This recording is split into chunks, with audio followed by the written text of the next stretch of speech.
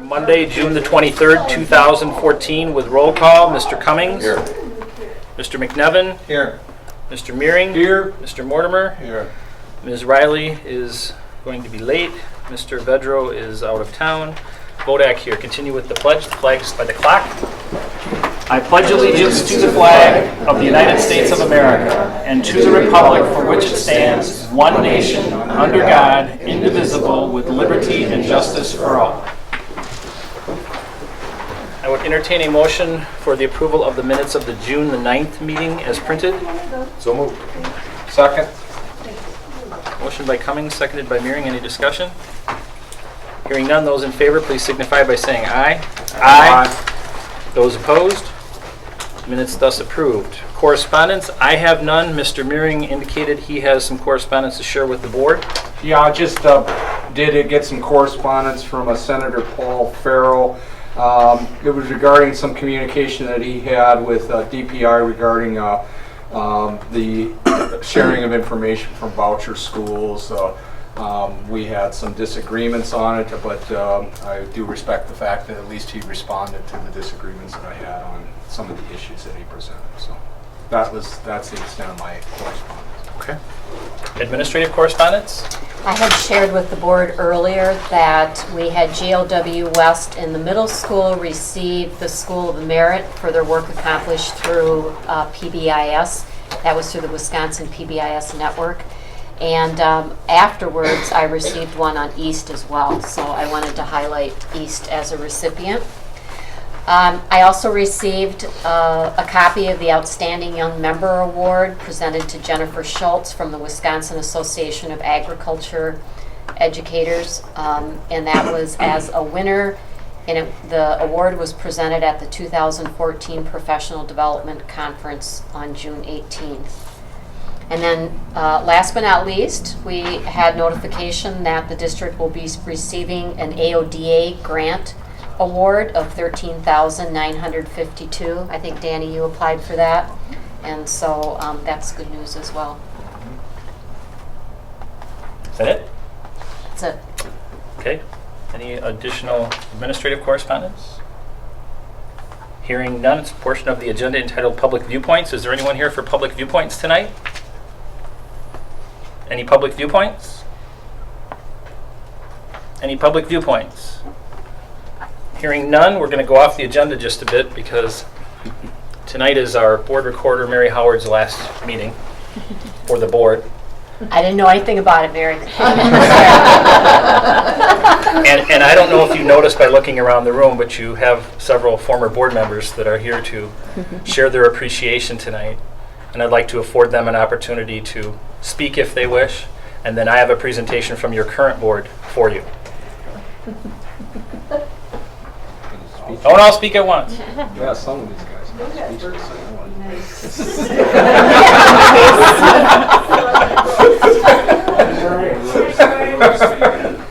Well, I want to say thank you.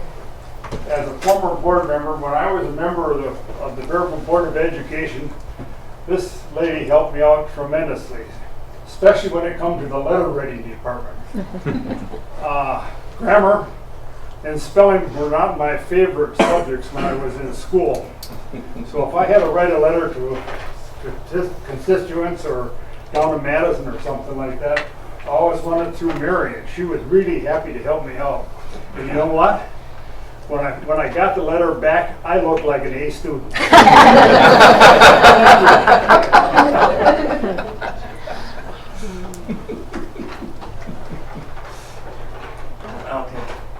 My name is James Quanton.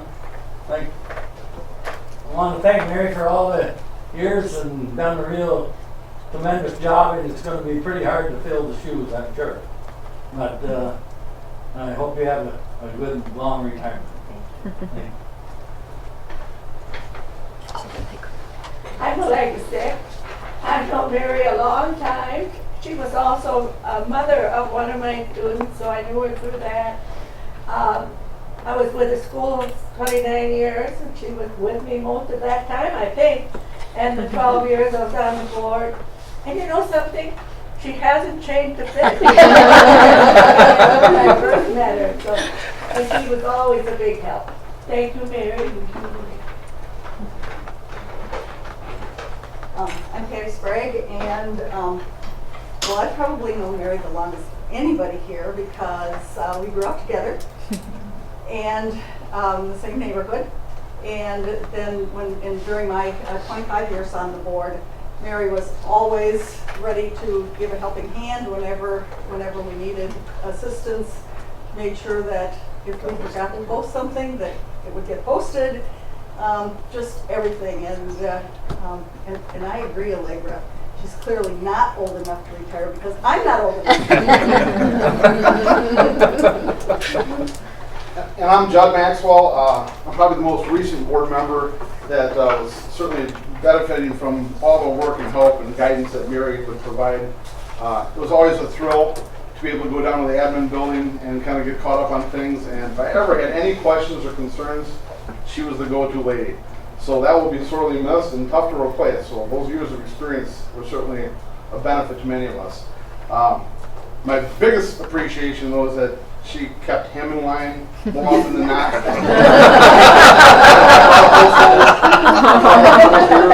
So that I appreciate very much. Two other former board members wanted me to make sure that I passed along the fact that they had previous engagements, really wanted to be here. Mary Ann Stewart is with her 102-year-old mother, and they had a previous engagement, but she wanted to make sure that I shared those words with you of encouragement and thanks. And also Scott Frostman, the same thing. He had a previous engagement tonight, couldn't be here. Your current board, all 7 members, decided that it was appropriate for us as a board to present a gift to you for all you've done for us. And before I do that, I just want to say that my 14 years on the board, there's been one constant in the district. Teachers have come and gone, principals have left buildings, administrators have come and gone. The only board members have come and gone. The only constant in my 14 years on the board has been Mary. When I came on the board, I was a little taller, or skinnier, one of the two. A little less gray, maybe a little bit green around the edges. And you have many, many times, as Jim said and as George said, made me look good beyond what I should have been. So I appreciate that, and I probably have not told you enough how much I appreciate that. And Ellen, you're gonna take over for the best. So your current board decided that all of the years that you've listened at board meetings, all of the years that you've listened at committee meetings, sat in the corner and never had an opportunity to speak. Every once in a while you were asked, but for the most part you sat and listened. And you did the same thing for the district administrators, and probably most everybody else in the administrative office. So what your board has done is we have purchased some Corinthian wind chimes.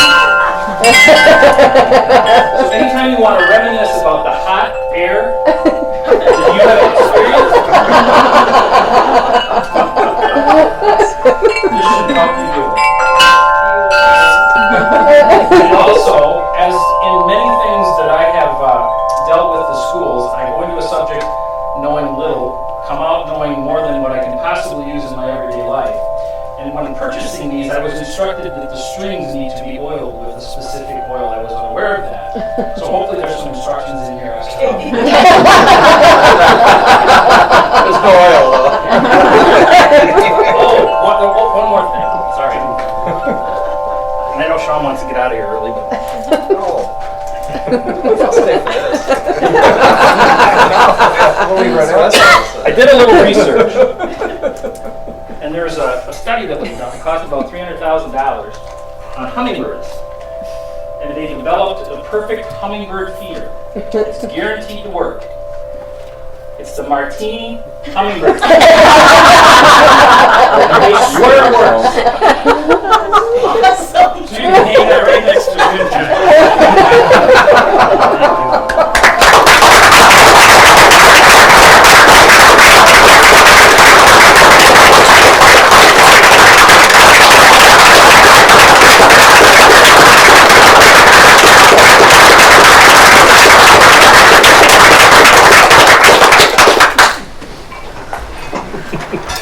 I hope that feeder doesn't attract board members. Oh, hot air. Brings us on to reports, and Shelley Gilmore for an online enrollment update. Good evening. I will start by saying that is a tough act to follow. But I will definitely pique your interest. And the purpose tonight is to share just some information about the online enrollments that we had over the course of this past year, and some ideas for how we want to move forward into 2014-15. The first set of information that you see is part of your board packet. I wanted to give you a little snippet to kind of look ahead. As you can see, we have 410 total enrollments.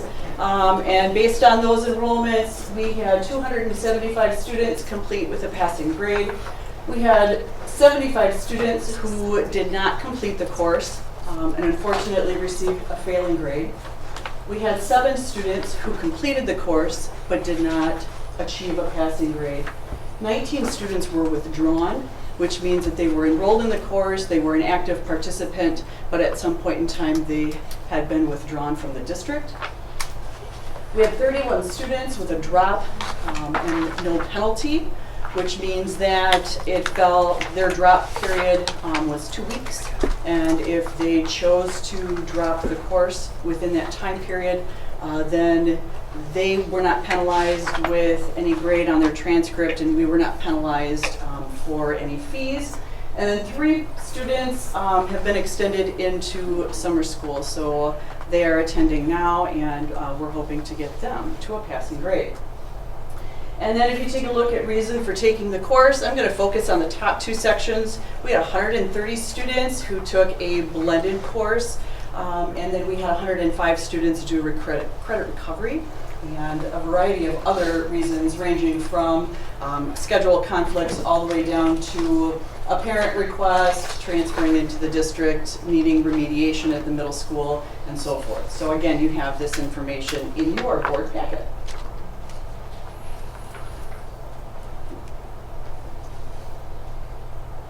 If we take a look at the blended courses that we offered this year, we had, again, 130 enrollments.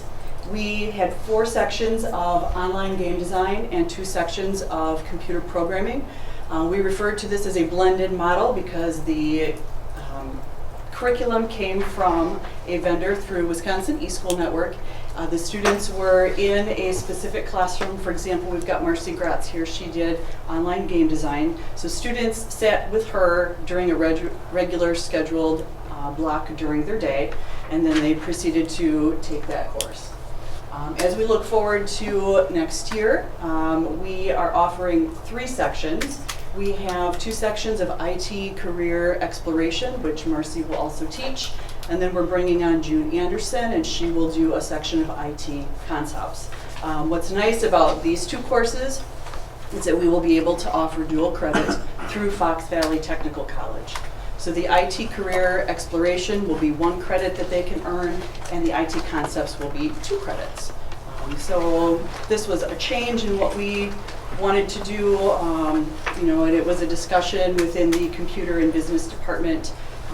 And so we're hoping that these new courses will provide students a wonderful opportunity to earn that additional credit through college.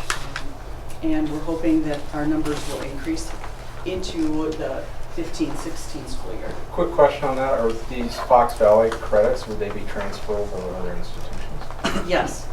From what I have been told, they would transfer similar to what MATC would do. Or Waukesha. Yep. Okay, thank you. If we take a look at the finances behind it, there was a $20 enrollment fee for each of the courses, and then we also have the students do an orientation course, and based on the fees on that, we spent $2,860, and with fewer sections offered next year, we anticipate that that number will go down. So we're expecting roughly 65 students to be enrolled next year in our blended options. This is my favorite slide, and you guys will love this too. I'm going to tell you why. 2012 and 13, when we focus on credit recovery options for our students, my goal is to help drive down costs. And 2012 and 13, students were using the vendor Odysseyware. And based on the number of students that were enrolled, the number of licenses that were purchased, I can estimate that we spent about $135 per course for a student to take. This year, we continued to use Odysseyware, again, based on the number of licenses, based on the number of students taking credit recovery in Odysseyware. This is now $120 approximately this year. And what I am proposing is that we take this number down to $70 per enrollment for next year. And in 15-16, we drop it down to $20 per enrollment so that we can save a lot of money in a 2-year period of time. So how are we going to do that? What's nice is that Wisconsin eSchool Network has some new software that's coming, and we are piloting some credit recovery English right now. They will have our math, our sciences, English, our social studies courses, health and Phy-Ed, all credit recovery. So what I'm proposing is that next year we use the courses that they provide for us for a $70 enrollment fee. We also have the opportunity for many of our teachers to take part in a pilot where they have access to a repository of curriculum where they can build their own courses. And this is going to be free for next year for any of our teachers that we want to get on board. So we're definitely going to start with our 11 teachers who are signed up for online, but I anticipate that that will open up and be available to a large number of staff down into the elementary classrooms as well. So what I'm going to ask our teaching staff for online next year is that while they are the teachers behind the courses for our credit recovery, that they also build a course that is similar to what's going to be offered in the classroom. And once they have that course developed, then in 15-16, when we enroll students in a course that is designed by a Baraboo teacher, the enrollment goes down to $20. So in 2 years' time, my hope is that we can save $100 per enrollment. This year we had 105 students. So if we have still 100 students doing credit recovery, saving $100 per enrollment, in 2 years' time we're looking at $10,000. It's really exciting. It is very exciting. And I hope that Sean finds it as exciting for the finance team. Some additional information that I'd like to share with you.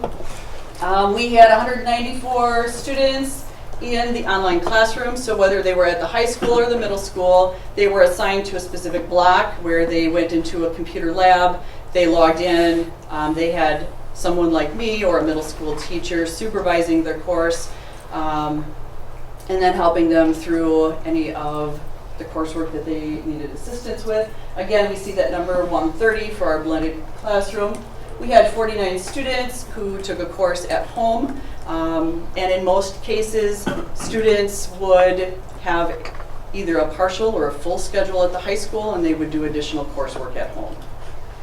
We had 11 students signed up for assisted study hall. So we have an at-risk teacher, Shauna Steffes, who supervised that group of students, was able to provide additional assistance. We had 9 enrollments that were with the House of Wellness at Ho-Chunk. We had 6 enrollments that students started and then were moved into the SCAN program. 7 who were in the special education classroom supported by one of our staff members, and then 4 students were in additional classroom setting. And then this is the breakdown of our grade levels. So again, we offer 6 through 12 curriculum. We did not have anybody in the 6th grade class, but we did have 145 students in 12th grade take an online class. And then if we take a look by subject, we can see 139 enrollments for computer, obviously because of the 130 blended enrollments for our game design and our computer programming. And then beyond that, English was the high. We had math coming in second, followed by social studies, science. We also had some world language, health and phy-ed, and electives. And then if we compare schools, 377 enrollments through the high school, 24 at the middle school, and 9 again through Ho-Chunk. I also really like this particular slide because this speaks to our elementary classrooms. Another great feature that Wisconsin eSchool Network is offering to us is the ability to take our online coursework down to the elementary. So next fall, we will have available some K-5 curriculum options. I don't want to go, blazing saddles here and, enroll a whole bunch of people. So we would like to start a pilot with some 5th grade students because we do have certified staff at GLW, at East, and at Abe. So we'd like to pilot a small group of 5th grade students and kind of see where that goes. Right now we have the preview available for grades 3 through 5 curriculum, and then K2 will be available in the fall. So we have a lot of wonderful options that are coming to us, and I'd really like to explore those options in hopes of keeping additional students in the district.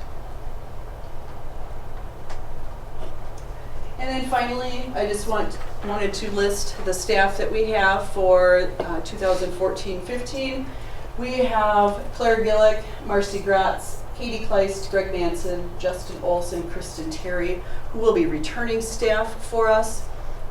We have June Anderson, Brian Beal, Sue Brogan, and Steve Turkington, who are going to be new staff for us. So we're looking forward to adding some middle school math. We're going to share a little bit so that Brian and Sue are helping out a little bit with our 9th grade algebra so that Katie Kleist can do our upper level math. Anytime that we have a local teacher, the cost of the online course goes down dramatically. So with an online local teacher, if we needed to put somebody in Algebra 2, we would assign Katie as the instructor. It would be a $35 enrollment fee. If we have to network out and hire a teacher from somewhere else in the network, the fee is $260. So the more teachers that we can have on board, the more cost savings that we have. The other thing that I wanted to note too is that, for example, Jake Bowl will be a network instructor, which means that he will bring in enrollments. So he's going to do a course called History of the Holocaust. We can enroll our students with that course as well, but he is the instructor for all of our networks. So if there are 30 students outside of Baraboo that want to take that course, he's the instructor for that, and then Baraboo gets paid the $260 enrollment fee. So that helps us offset our costs. It allows us to send students out if we don't have a teacher to support a class. How many more do we have in 2014-15 than we did this year? I think you might have said that. We have Jake, Brian, Sue, and Steve, so 4 more teachers added to this list, but we lost our middle school staff. So right now, I know that To the schedule, just to be clear. Correct. We didn't lose them, they're still right. here. So but their because of schedule. schedules changed and they're back in the classroom. So we don't have an increase? So we don't have a middle school English teacher. We don't have a middle school social studies teacher right now. Okay. I mean, I'm just saying, are we going to continue to say each year we'll probably have more staff on board with this? I hope so, because that means that we can make things more cost effective for us. Is there things that we need to do to help that process? Yes. Can you tell us what that would be? Well, we do offer, Wisconsin eSchool Network offers training to teachers. Sure. So there's actually a summer school or a program where teachers can get the 30 hours, even though state law has changed and it's not required. eSchool Network still likes to have that in place for teachers, just so that they can get used to the format that we operate under. Sure. And we would want that. Yes, yes. Future reference at the high school, I definitely am going to need an English teacher. We don't have an English teacher on staff right now. Sure. So let's say a student wants to do a 12th grade English course, we have to network out and pay that $260 enrollment fee. So we definitely want to have English. Right now we have Jake Bull and Justin Olson, who are both doing social studies once per semester. Because we have a wide variety of social studies courses, I could anticipate that having 2 social studies teachers at the high school would be helpful, or a shared position with some middle school. And then eventually I'd like to get a health teacher on board. We're seeing numbers for health and FIED increase. And I'm not certain of Steve's certification yet, so that may be something that he could take on. Sure. Otherwise, we have a couple other candidates. And then going into our elementary schools, if we want to pursue the online options for K-5, we're going to need to bring on some staff members for that area as well. So now, if you don't have a teacher for English, like I believe you just said, does that mean we have to offer that course online? If you don't have a teacher, we don't have to offer that course online, do we? We don't have Is it to. online kind of voluntary? It is. Typically what happens is a student, we'll look at a student's schedule, there will be a discussion with guidance counselor, and then the recommendation is made for an online course.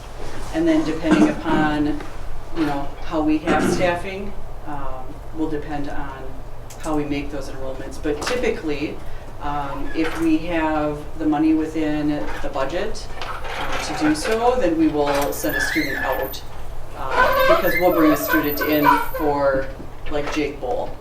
Or Kristen Terry will do Spanish 1 and 2 for the network. So she brings in a high volume of students.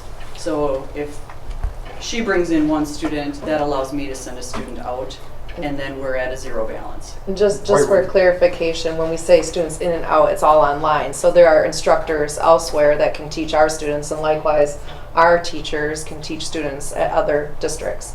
And so there's revenue sharing between the districts through the Wisconsin eSchool Network. So the more that we can provide and have other students participate from other districts, the more revenue that generates for our district.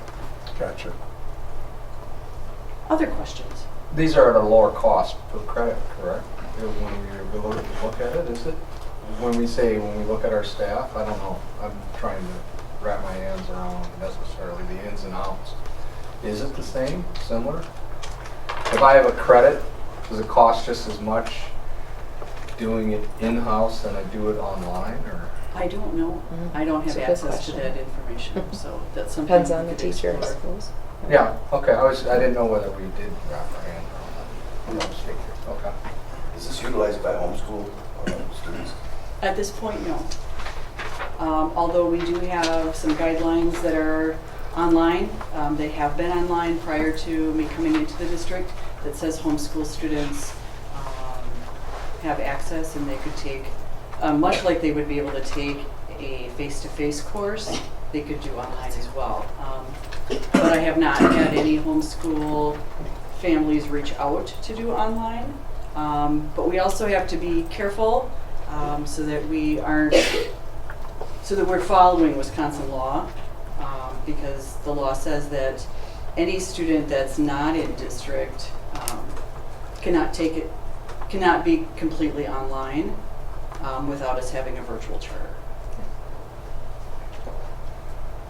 Which is a discussion maybe for another evening. Yes, Okay. I have that in the back of my mind. All right, but we're not talking about No, that. not yet, not yet. I'll come back, promise. Okay. All right, anything else that I can answer for you tonight? All right, thank you very much. Thank you, Shelley. Thank you.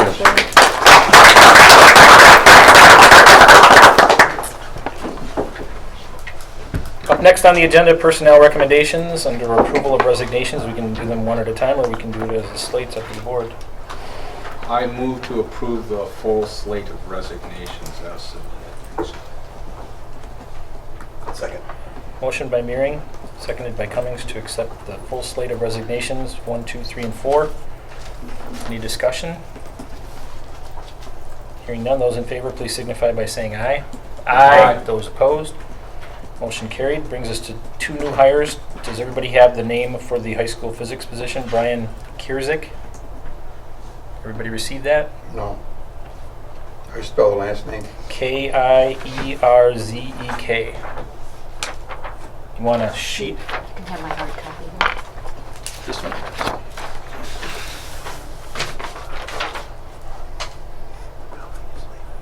So Well, I move to approve at least the first one, Donna Schmidt. Or face. is there a second? Second. Motion by Meering, seconded by Mortimer for the position of F and CE position, Donna Schmidt for the high school. Any discussion?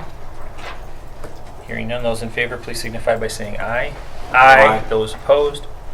Motion carried. Then brings us to the physics position here at the high school, Brian Kierzik. I move to approve Brian Kierzik for the high school physics position. Second. Motion by Meering, seconded by Cummings. Any discussion? Hearing none, those in favor signify by saying aye. Aye. Those opposed?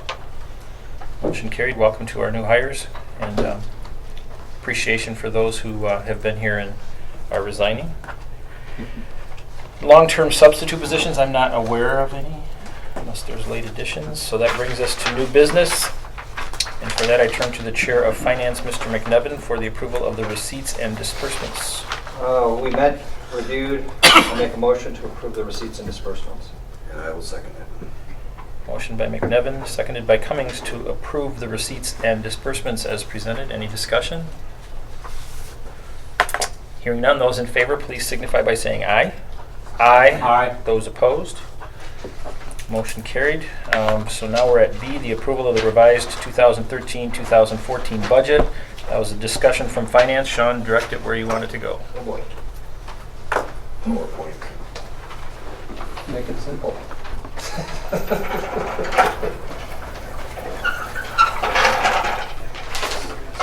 I didn't have time to write out the essential learning targets, What is that thing? but there will be a quiz. What is that? But there will be a quiz. Is this a PowerPoint? We couldn't find an overhead for Sean. Actually, sure. Reese's not talking on the block. That'll be bottom. If the board wants to take a look, there's a notice of change in adopted budget. This is what the board adopts at the end of the year. And what this does is this kind of cleans up all the accounts. And Martha, correct me where I'm wrong. So at the end of the year, what we do is we clean up the accounts. We note the highlights. Since we do the budget in a very public fashion at the annual meeting, we have to do the budget adjustments at the end of the year and publish them in the paper to let everybody know how we reconciled out our accounts to match the budget. Now, the Finance Committee got this at 5 o'clock and spent a lot of time going through this and asking a bunch of questions. I think I got my head wrapped around it, so Martha, I'll be asking some clarifying questions. Yep. But I believe I can take 3-page of lots of small numbers and put them into a format that is a little easier to understand. I kept my notes. I did. All right. What we're coming up with, and did the board get a copy of this, Martha? Yes, I gave Okay. everyone a copy. In the middle of this page is the 13-14. It shows a deficit of $612,000 for this year's operation. We're $600,000 in the hole. Okay, we've been talking about the size of this number. A lot of it has to do with special education. Fund 27, we put $592,000 out of general operations into Fund 27 to make that balance, okay? So on the surface, it looks like conversation's over. We've explained $592,000 of the $600,000. That's not quite fair, it isn't quite the whole picture. What we did end up with is $400,000 in additional revenue this year, okay? So that means we've got $1 million in budget variance from what we anticipated. Now, what are the additional $400,000? We've got $50,000 in student fees. We've got $100,000, which is a prior year adjustment. Okay, what is a prior year adjustment? It means it looks good on your financial statements, but it is no cash involved. Okay, so that isn't revenue that's coming in. It isn't cash. It's just that we made a balance sheet entry last year. It had to get reversed, and so it shows up as a revenue statement this year, a revenue item this year. There's no cash. You can't pay the bills with it. It just kind of looks good. So what happened last year, what truly happened is our fund balance went down by $100,000 last year, and it didn't need to. This year it's going up $100,000, and the reason why is because we made the journal entry the other way.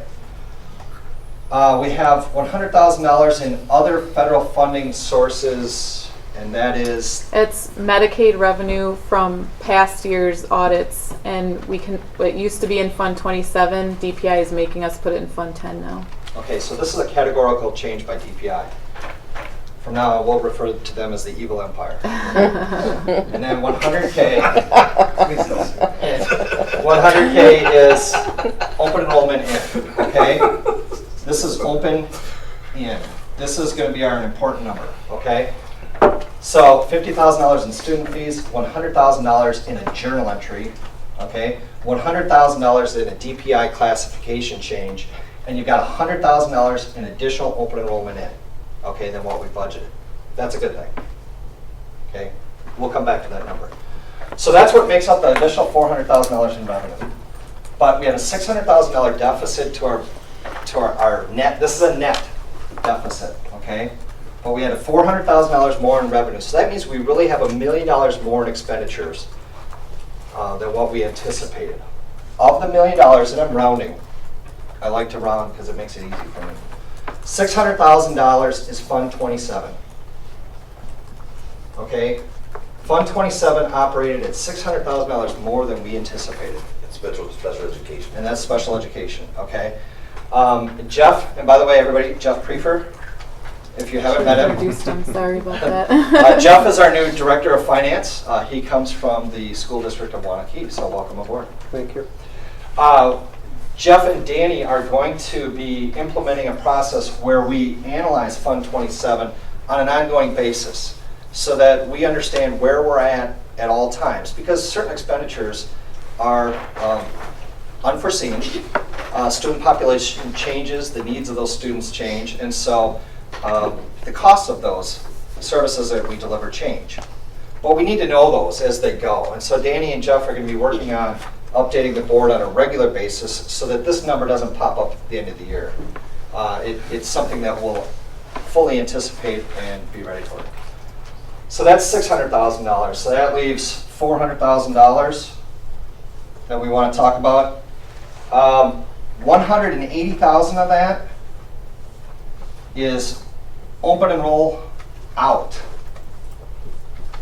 This is something the board should, in my mind, keep an eye on. As you see, we got a $100,000 in additional revenue for students. We have 180 going out. So we've got a net deficit of about $80,000, okay, of more students going out than coming in. It used to be always a wash or, a few here or there. Now it's to the level that we have to make sure we track those going on. Now Martha is going to be, do you have $80,000 in the budget as a differential for 2014? Yes, for 14-15 I do, yes. So when the board talks about 2014-15 later on tonight, Martha already has this differential built into the budget because clearly this is a pattern that we've seen and we anticipate some of those things. Now, the board can take steps at modifying this. Shelley's program is an excellent one. Anytime we get an opportunity to keep a student in our district through any type of supplemental programming, that is just good fiscal sense. It's good for our kids especially, but for our budget it's fine too. So that brings us down to $220,000 that we should probably talk about. Of the $220,000, $150,000 of that is teacher pay. Okay, but really, how much is that based on the size of the budget? That's being 1% off. Okay, so we budgeted teacher pay within 1% of what the actual was. But it's a big number to start with, so 150 shows up on that. So now you're talking $70,000 is what the budget variance is.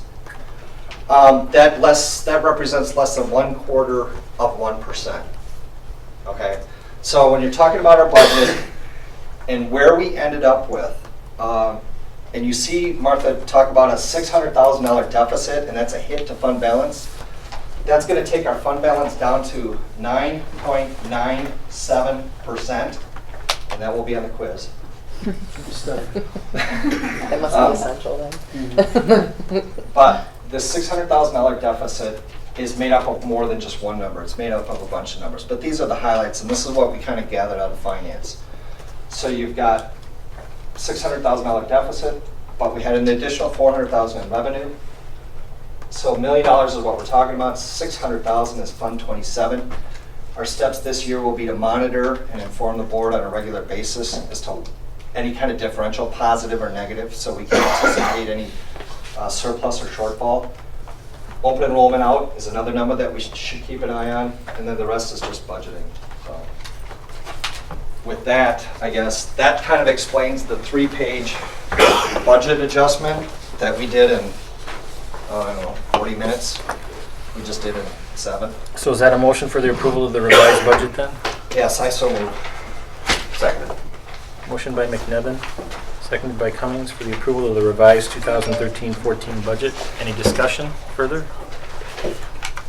Hearing none, those in favor, please signify by saying aye. Aye. Those opposed? Motion carries. Brings us to the approval of the 2014-15 budget. We didn't get there. The copy you have with this page on the front is what we want to look at. I do have a narrative, the very first page of that.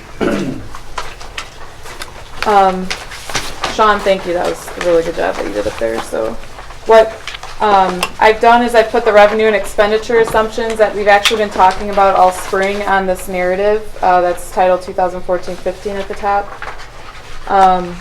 What is the title? 2014-15 general fund budget. It was the one page that I gave you. It's not stapled. No, it's not Packet. stapled. It was on the top of the Separate. packet I gave you. I have an extra There's, though. Ed, right here to the right. That was the there. back side of it. Oh, I thank think you. that's it. Oh, turn things around. So almost all of these should look familiar to you because we've been talking about them all spring. For revenue, we talked about Finance Committee about 2 months ago, an $80,000 CD that wasn't being used, was supposedly donated to be used for technology. So we've liquidated that CD, and then on July 1st, we'll transfer the money from Fund 21 to Fund 10 to help finance some of the technology purchases. We're looking at a one-time donation from businesses of approximately $20,000 to help fund some additional tech ed equipment needs. And that was on that budget draft that we had been looking at this spring. Transportation aid, I think it was prior to me joining the district. The reports were not being done quite right, so we've had some audit adjustments over the last year or two. They're back to where they need to be. So next year's aid should go back to normal. And then right now we've been made aware of approximately $50,000 that we've been overpaid through the Medicaid program. And I kind of went over this with Finance Committee. The one we just paid, about $45,000, they wouldn't let us go back and look at the reports we submitted to see if there's anything we could change. We are able to go back into the 1213. Gail Thede is working on that. We've been following all the rules that they've given us, but we're trying to see if there's anything else we can put through so we can lower that amount. So I took that into consideration when we budgeted on the revenue side. On the expenditure side, as we've been talking about all spring, the 1.46% overall wage increase is included. Savings on our health insurance, now that the 88% or 98% is pegged off of the HMO rate. We'll see a little bit of savings actually this year because July and August premiums get accrued to this year. but we'll see the majority of that savings next year of at least $235,000. That's strictly going off assuming everyone stays on insurance with the district, but we've actually had some staff go to their spouse's insurance, so the savings might actually be a little bit more than that. As Sean just mentioned, open enrollment, I've budgeted an $80,000 net loss between the revenue and the expenditure. That's actually, it looks like it's been a trend for at least the last 2 years. So, but Jeff and Danny can keep an eye on that too this year and see how the numbers are rolling in. This one is new. Our workman's comp experience has increased greatly over the last year. We've had some pretty significant injuries happen that have been expensive. I've had our business insurance rep at Don Rick run some approximate figures for us. There's a calculator he can use based on our mod experience, and he's anticipating an 82% increase in our workman's comp premium based on recent experience, which is about, I think it's like $80,000. The very unfortunate part of that, besides we've got employees getting injured and it hits our budget, is that one bad year of experience carries for 3 years because it's a 3-year average. So we really need to take some strides to do what we can to make people aware of safe things to do at the school buildings or where the offices they're working in. I know some of the staff did a webinar today with Safe Schools that offers some training, online training we can give to employees. Some of them are things you're not going to be able to keep from happening, but I still think we need to do something more than we're doing now because we need to get that rate down. So except for that temporary reduction of the 1.0 FACE teacher, which was on that original budget draft, and the board asked us to remove that, all the other budget adjustments have been included in the summary figures that I've given to you today. We are at a point where we're balanced, barely, which is great, but we do need to add back to fund balance. So even though a balanced budget is awesome, we still actually need to see revenues higher than expenditures by more than $4,200. And I just threw some things on there for consideration. This is just the proposed budget, so though there isn't much time, there is actually some time to adjust the numbers a little bit more before the annual meeting. That notice needs to go in the paper. I believe it's the second week of July. So I just threw some things on there just so to make sure that the board is aware of some of the costs. We already talked about workers' comp. I think the need to focus on safety needs to be a priority in the district. Shuttle buses, which the board approved, and I know the community has been very grateful for, especially in the winter. Just a reminder that those do cost about $20,000 per bus. We had originally started with 2 buses, then we went down to 1 because we didn't have very many riders, and then this year we've had a lot of riders. In fact, I think both buses are full during the winter time. And then the other thing that's been talked about at Personnel Committee is the teacher compensation matrix. At this point in time, that is not built into the budget. It hasn't been approved by the board, so only the 1.46 is in there. I believe there are some ideas on if the matrix gets approved, how we can move some budget dollars around to cover the additional dollars that would be associated with funding the matrix. So you have that summary on the top that shows we're balanced by about $4,000 to the good. On the back side of that page, I think this is really important too, since we've got the referendum that's going to be going on the tax bill this year. For this current year, our mill rate was 8.68. $8.51 of that was for the regular operations, and 17 cents of that was for community service. Moving into next year, if you recall, we had talked to the community about an average of a 46-cent increase to the mill rate. based on the factors involved in the school finance formula, which include our equalized value and our student count, our regular mill rate is actually dropping 42 cents if you include community service. And the referendum is adding 51 cents. So that rounding isn't working out, but it looks, we're only going to, right now, and the numbers aren't final from the state, but right now it looks like our mill rate will only increase by 10 cents. Including the referendum. Including the referendum. Martha, the Fund 39 is it says the Fund 39 levy of $773,000. That's the referendum. Okay, then why would the Fund 10 levy decrease by $600,000? That's based on our equalized value, our student count. So we're getting more state aid rather than more property tax dollars. So it's shifting. Okay. It has nothing to do with the referendum. So behind those pages, I put some detail for you. I know the numbers are kind of small, and there's a lot of them, but Now you've got total revenue from state sources, which is Fund 6 or Fund 600 series. With the state pulling up an extra $1 million over what they did last year, does that sound accurate? it is. If you look at our tax levy is dropping by 600,000. Okay. And in addition, I think, right above it too, you'll see we got $229,000 this year from other state aid. That's going up to $455. That's that additional $75 per student that we get. And all of these numbers are, we actually just got an email from Baird, I think, late last week, just to update our model again on our equalized values, so, and all the other factors that go in here.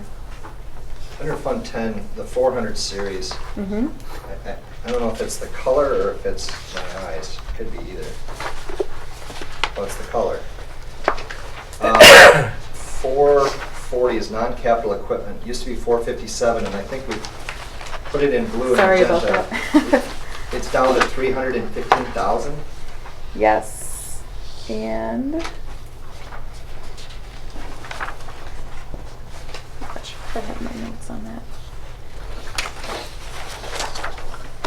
Did we pull that from other parts of the budget? Some of it is people within their own schools or departments. They might not necessarily be getting supplies, more as getting equipment now. But I will try and bring that up here. And that's a $140,000 reduction.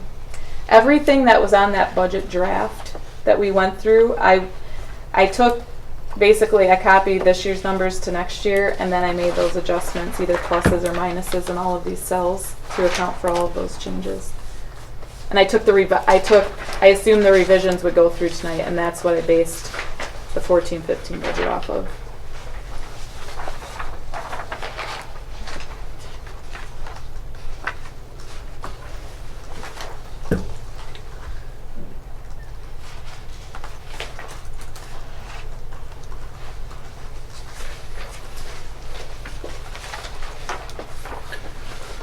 The conversation at Finance Committee didn't get to the point of coming forth with a recommendation for?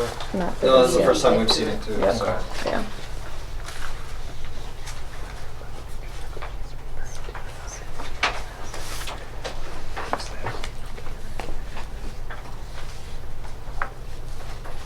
And Fund 27 is expected to go up another 7% over this year. Do we know what's driving that number? I added the 1.46 for the salaries, which leads down to the WRS calculation. Same with the Social Security, that's all based off of salaries. Purchase services, I estimated a 5% increase just from trends, but we can sit down and talk about that, see if that's really gonna happen or not. But it's really salaries and benefits. Well, I mean, I guess we probably should look at that since salary and benefits are 1.46, Right. you know, plus 6% of that, so call it 1.7. And now we're at 7.58. We also did bump up the special education aid because we have seen that increase over the last few years, so some of it is offset by revenues as well. But you're still looking at an additional $30,000 coming from general fund over what we're transferring this year.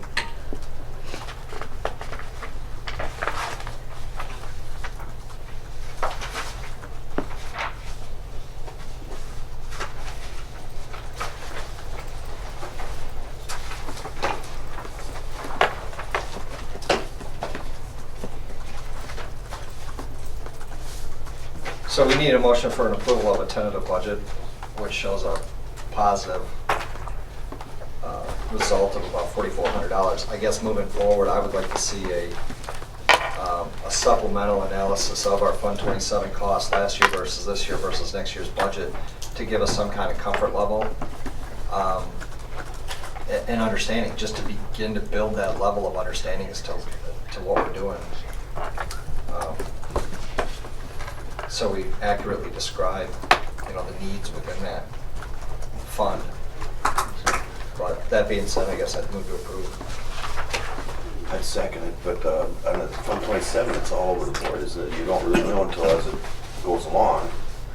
No, but I think that's what Sean is saying. If we can account for those changes throughout the year, we won't be looking at But it if it's collectively. mandatory one way or another, you're gonna have to, it's gonna have to. We'll have to do that, but we Well, can look at offsetting those costs. I'm not saying everything in that account is mandatory.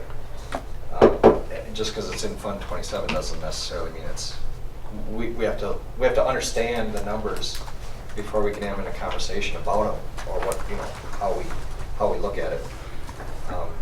What was it last year, 100 or 150, was that the number that was increased last year? Well, you got a $600,000 increase on a $3 million number. I mean, what do you got? A lot, 20%. 20 plus. You don't foresee anything, a sudden drop that much, would you, or just because of enrollment and need? We had one student graduate from SCAN, but outside of that, I'm anticipating our SCAN numbers to be relatively stable. I have actually cut 4 or 5 aid positions over the course of this year, so that $600,000 number is as big a mystery to me. And by the way, the $600,000 discussion we've had certainly isn't a critical analysis of Fund 27. I realize that may represent everything that you do every day, but it isn't an indictment of the performance of anybody. It's just a number that we need to understand. It's a process that we don't understand. And if you look at some of the more significant needs that we've had with some of our special ed population, looking at visually impaired and hearing impaired, those are really high per student costs. Well, we've had years where SCAN's been 1 kid or no kids, and to have... We vary anywhere between 8 and 10. Yeah, at a cost of 30,000. 30 grand a pop. Well, I know we've had this conversation before, but we need to look at alternative education models within our own district where we can control more of the delivery and the costs. Well, and by talking about it, it helps us build an understanding so we know when we support things what the benefit and the outcome are. Well, I mean, again, this is a serious situation that we may have not just this year, but going forward. So obviously, that could be certainly one of the top discussion things when we look at our strategic plan. Right. Where are we moving with this, and what other alternative models do we need to look at, and do we need to address at the top of the pile? So. Any more discussion? Having a motion in a second, those in favor signify by saying aye. Aye. Those opposed? Motion carried. Thanks, Sean. Thanks, Martha, for getting us to that point. And Sean, your presentation is something I will remember past tonight, so. I'll email the quiz to you. Okay. Can you email the document that you put up there? Brings us to the portion of the agenda entitled Approval of the Modifications to the Employee Handbook. I want to compliment Mr. Hubble, our Human Resource Director, for leading that group. I serve on that. We've talked about it before. I won't go into it again. Just, I think it works well. The consensus that comes out of that hopefully could translate into some other things we do at committee levels, but that's maybe for another day. The board received a copy of the revisions to the handbook, so that having been said, I would entertain a motion for the approval of the modifications to the employee handbook. I move to approve the modifications to the employee handbook. That's so listed to us. Is there a second? I'll second. Motion by Mearing, seconded by McNevin. Any reason why we're referring to it as modification versus revisions, or is that just how it is? Synonyms as far as I'm concerned. I had that same question. Just wanted to know. That's a good question. Any further discussion? Hearing none, those in favor, please signify by saying aye. Aye. Those opposed?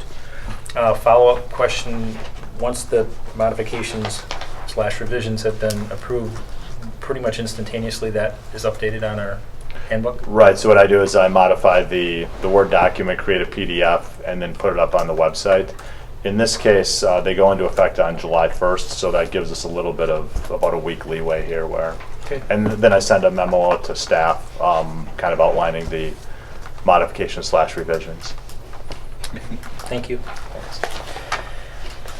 The 2014-15 WASB, Wisconsin Association of School Board membership is up for renewal. It's about $7,000 based upon staff. Same fee structure as last year based on number of professional staff in the district. Entertain a motion for the approval of that membership. I move to approve the 2014-15 WSB membership fees. Second. Motion by Mearing, seconded by Mortimer. Any discussion? I don't remember them ever telling us in recent years that they had 100% participation, so obviously they're, Huh. Imagine that. well, it wasn't always 100. Those in favor signify by saying aye. Aye. Those opposed? Motion carried. Brings us to F, the approval of the social worker job description that Danny has provided for us, so I don't know if there's any questions. Otherwise, I would entertain a motion for approval, and we can go into a discussion after that. I move to approve the social worker job description. Second. Listed. Motion by Mearing, seconded by McNevin. Discussion? I don't know how one person can do all those jobs. It's tough. If the board would like to approve another one, I would. I'm not approving this one. Well, I don't know how one person can, Well, we're going to have to be strategic with prioritizing the families that this person starts working with. You know, get the biggest bang for the buck here. She can't work with every family. The needs are high. They are. Yes. Just a reminder, this is just the job description for the position, not the position itself. So. was so broad, I almost think she could help me out. Maybe that requires a few more lines. Any further discussion? Hearing none, those in favor, please signify by saying aye. Aye. Those opposed? Motion and the job description approved. Brings us to the bid for the heating, ventilation, and air conditioning project at the high school. I don't see Mr. No, he was there. That there was information included in your Any packet. questions? Well, the bottom line is, if I can find the info, the Page 42. page 42. Well, you as chair Nice. of BG&T are certainly welcome to lead that. The is for heating, air conditioning for the art room school. I believe there's 3 rooms involved there. Did charge. We bid it out. We had 4 people invited to bid. We got 3 bids. The low bid would be Point Heating and Air Conditioning for $38,680. It was a little higher than anticipated because not changing or displacing one for one as far as the air handling equipment and replacing with a similar one, we have to have state licensure inspections and all that, so it's a little bit higher than anticipated. But low bid was $38,680, and I will make a motion that we accept that bid for cleaning, heating, and air conditioning. This will be coming from the small project building improvement. That's what non-referendum already. Yep. Motion by Cummings, seconded by Mortimer to offer the contract for the HVAC to Point and Heating, $38,680. Any further discussion? Hearing none, those in favor, please signify by saying aye. Aye. Those opposed? Motion carried. Thank you, Gary. Brings us to a topic that I believe came out of finance. That's the copier lease for the middle school for the coming school year. Is that from finance? Yes. Sure. We're going to switch to Rhyme, match the rest of the contracts, save a little money, get newer stuff. I move to approve. Second. Sounds like a Granger ad to me. Who was the second? Gary. Motion by McNevin, seconded by Cummings. Hearing no further discussion, those in favor please signify by saying aye. Aye. Aye. Those opposed? Motion carried. Brings us to the approval of the 2014-15 compensation packages. First up is the district accountant. We can take these as a slate, or we can take them individually. Move to approve the slate. So we have the. I can't move the slate. Yeah, because you of can't take conflicts of this interest. go. Okay. Oh. Well, we can do 1, 2, and 3. What? Yeah. Yeah, thank you. So you've got the district accountant, the instructional technology support staff, and the Kid Stop coordinator. And Is they that all get okay, one Mr. point. McNevin? That's They all fine. get 1.46. The technology engineer was, the recommendation was 4% to bring that salary in alignment with comparables. So all but one Mhm. is 1.46. Let's take one at a time then. Okay. Okay. You had a justification. Okay, fine. I move to approve the district accountant. Second.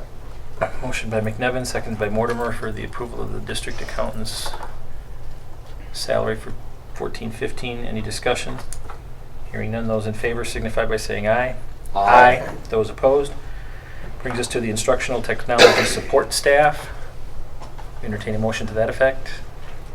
Move to approve. And I'll second that. Motion by McNevin, seconded by Meering. Any discussion?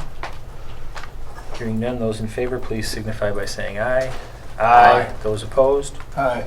Note Mr. Mortimer's opposition. Sitting with 5 board members, we're still good. Brings us to the Kid Stop coordinator. Entertain a motion to that effect. Move to approve. Second. Motion by McNevin, seconded by Cummings. Any discussion in regards to the Kid Stop coordinator? Hearing none, those in favor, please signify by saying aye. Aye. Those opposed? Up next on our agenda, we have the secretary clerical organization.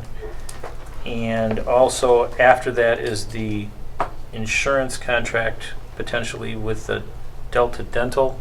And Mr. Mortimer, as his spouse, you're okay for the first one, Gary.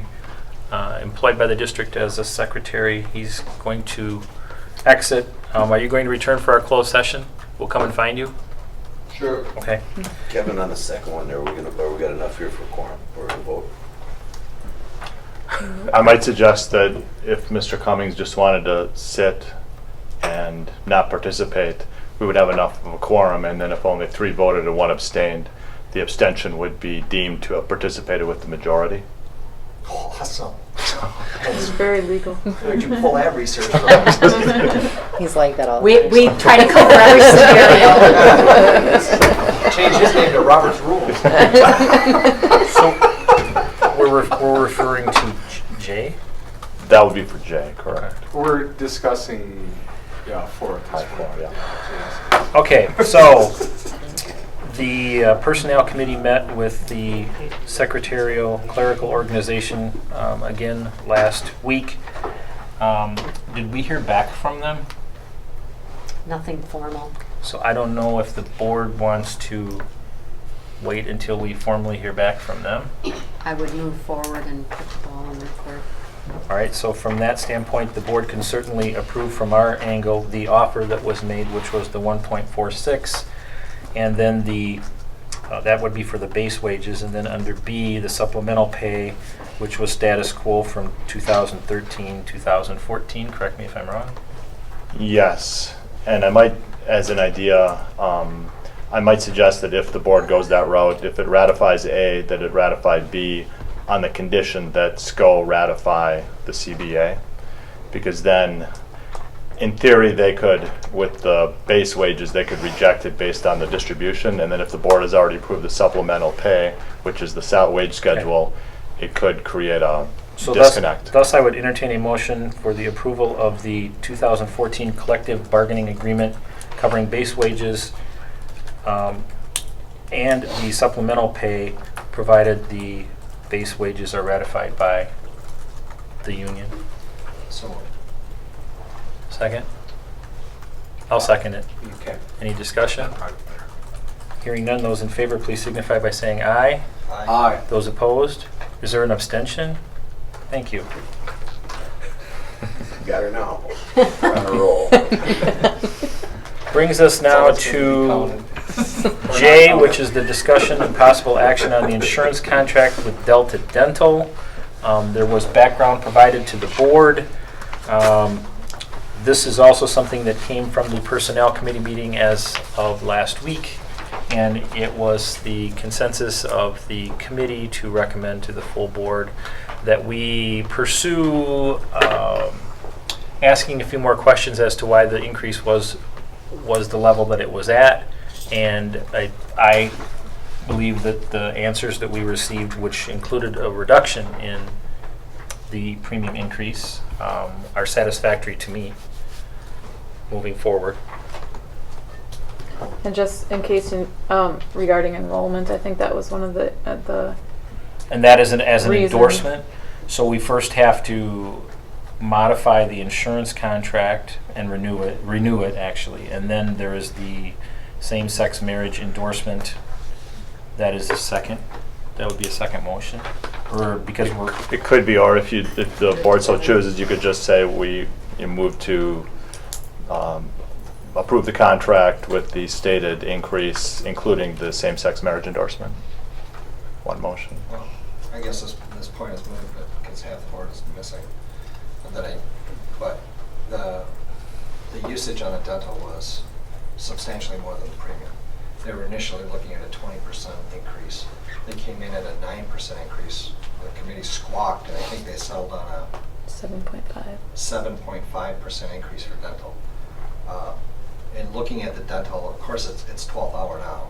You know, we've got to renew by July 1, otherwise we don't have dental coverage. There aren't a lot of options out there, and there are all kinds of different groups with different kind of coverages and expenses.